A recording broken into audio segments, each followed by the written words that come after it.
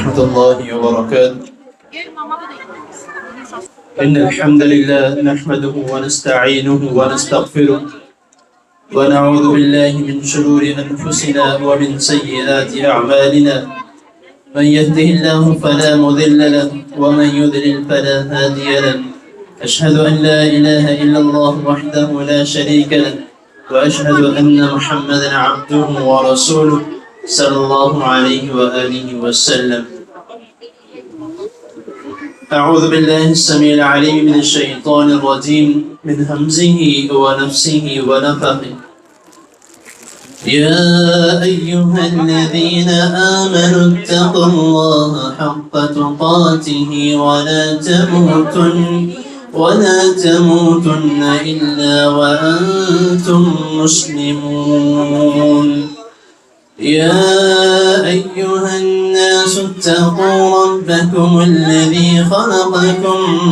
من نفس واحدة وخلق منها زوجها وبث منهما رجالا كثيرا ونساء واتقوا الله الذي تساءلون به والأرحام إن الله كان عليكم رقيبا. يا أيها الذين آمنوا اتقوا الله وقولوا قولا سديدا يصلح لكم أعمالكم ويغفر لكم ذنوبكم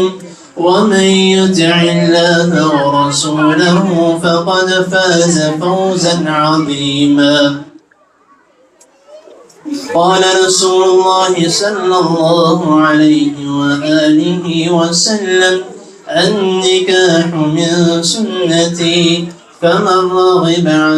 سنتي فليس مني. سامعین محترم،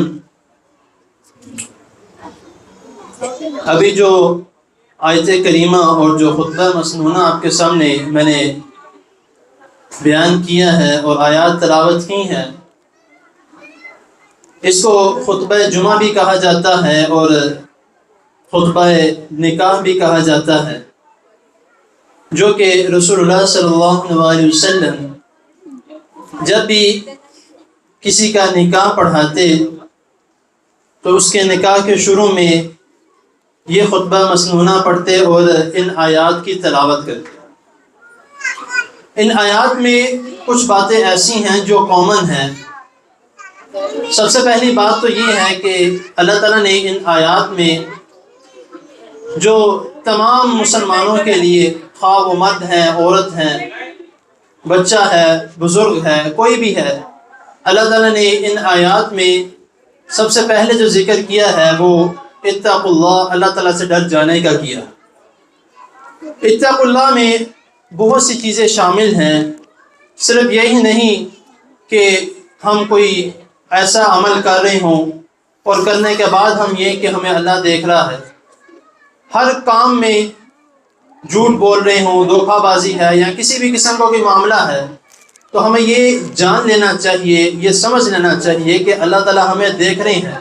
کیمرے سے ہم ڈر جاتے ہیں، جس کی پتہ نہیں ریکارڈنگ بھی ہو رہی ہے کہ نہیں، یا جس کی پتہ نہیں کہ وہ چل بھی رہا ہے کہ نہیں، لیکن اس سے ہم ڈرتے ہیں کیونکہ وہ ہمیں دیکھ رہا ہے اور ہم اس کو دیکھ رہے ہیں۔ لیکن جب ہمارا یہ ایمان ہوگا کہ ہمارے ہر عمل کو اللہ تعالیٰ دیکھ رہے ہیں، اور تب ہمیں اس بات کا احساس ہوگا اور ڈر ہوگا، تو انشاءاللہ ہمارے تمام معاملات درست ہوں گے۔ اور اتقوا اللہ میں جو ایک اور مین چیز جو اللہ رب العزت نے ہمیں خاص طور پر نبی کریم صلی اللہ علیہ وسلم نے اس موقع پر، جس موقع میں ہم سب یہاں پر اکٹھے ہوئے ہیں، نکاح کا، خوشی کا، برکت کا جو موقع ہے، اللہ تعالیٰ نے رسول اللہ صلی اللہ علیہ وسلم کو ان آیات کو سکھایا اور نبی کریم صلی اللہ علیہ وسلم نے پڑھی۔ تو اس کا مقصد یہ ہے کہ اتقوا اللہ میں سب سے ایک اور مین چیز یہ ہے کہ صلہ رحمی کے متعلق اللہ تعالیٰ سے ڈرتے رہو، کیونکہ صلہ رحمی نبی کریم صلی اللہ علیہ وسلم نے فرمایا کہ جو شخص چاہتا ہے کہ اس کی عمر دراز ہو، یعنی کہ عمر لمبی ہو اور اس کے رزق میں کشادگی ہو، تو اس کو چاہیے کہ وہ صلہ رحمی رکھے، یعنی کہ رشتوں کو ہمیشہ جوڑے رکھے، توڑے نہ۔ تو یہ موقع بھی ایک ایسا ہے جس میں دو خاندان جڑتے ہیں، ایک لڑکا لڑکی جڑتے ہیں، اور کئی رشتہ دار آپس میں جڑتے ہیں، کئی نئے چہرے دیکھنے کو ملتے ہیں اور کئی نئی باتیں سننے کو ملتی ہیں۔ تو اسی لیے اتقوا اللہ میں اللہ تعالیٰ سے ڈرنا ایک بہت بڑی جو ہے وہ بات ہے، اور اس کو ہمیں سمجھ لینا چاہیے۔ ہم اکثر جو ہے اس طرح کے موقع پر ہنستے ہیں، خوش ہوتے ہیں، ہونا چاہیے، لیکن ساتھ ساتھ ہمیں اس بات کا بھی خیال کرنا چاہیے۔ اور اس کے بعد جو ہے اللہ رب العزت نے اس آیات میں جو ہے وہ بیان کیا ہے، بتایا ہے کہ وَقُولُوا قَوْلًا سَدِيدًا، کہ سچ بولو، سچ کا ساز دو اور آپس میں صلح رکھو۔ تو جس معاملے میں، جس رشتے میں ہمیشہ صلح کی بنیاد ہوگی اور ہمیشہ جو ہے وہ اس بات کی بنیاد ہوگی کہ وہ سچ کی بنیاد پر ہے، تو انشاءاللہ تعالیٰ اس رشتے میں کبھی توڑ نہیں آئے گا، اس سے وہ رشتے کبھی دور نہیں جائیں گے۔ نوک جھوک ہو جاتی ہے کبھی مرد سے کبھی عورت سے، لیکن اگر کوئی بہتر چیز چاہیے تو ان نوک جھوک جو ہے یا اس میں کوئی بات چیت ہو جاتی ہے، کبھی مرد اونچا بول گیا کبھی عورت اونچی بول گئی، تو اس میں مسئلہ کوئی نہیں ہے۔ میانہ روی رکھنا اور دونوں میں صلح رکھنا سب سے بڑی بات ہے۔ اگر کوئی ایسا معاملہ ہو جاتا ہے تو اپنے گھر میں ایک کمرے میں بیٹھ کے اس کو سلجھائے، یہ نہ ہو کہ لڑکی جو ہے خدا نہ خواستہ کوئی مسئلہ ہو گیا تو اپنے گھر چلے گئی ہے، لڑکا کہتا ہے کہ میں نے بھی نہیں اس کو بات کرنی، تو اس طرح کا کوئی مسئلہ نہیں ہونا چاہیے۔ جو بات ہے